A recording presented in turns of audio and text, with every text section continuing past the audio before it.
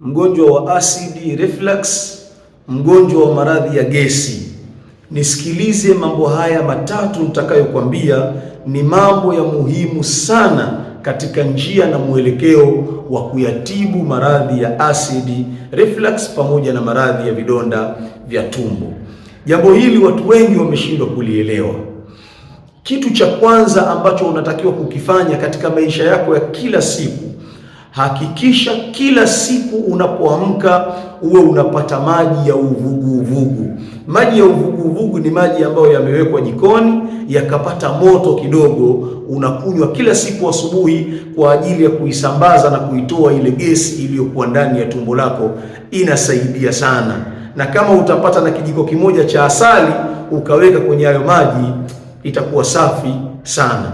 Jambo la pili, hakikisha kila unapolala uwe unalala kichwa chako kimekaa juu kidogo. Ima unaweza ukanyanyua ukakaa kichwa juu ya mto, au ukanyanyua godoro lako upande unaoweka kichwa ili ulale juu kidogo.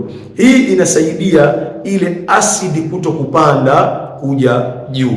Na jambo la tatu na la mwisho nitakalokuambia hapa leo ni kwamba unatakiwa uhakikishe kila siku unakula chakula ambacho hakijazi tumbo lako moja kwa moja. Usishibe moja kwa moja, kula milo midogo midogo, lakini kula mara nyingi. Hiyo ndo kanuni kwa mtu mwenye acid reflux, hiyo ndo kanuni kwa mtu mwenye vidonda vya tumbo.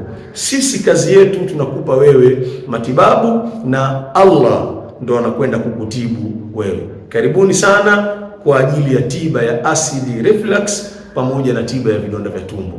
Shukrani.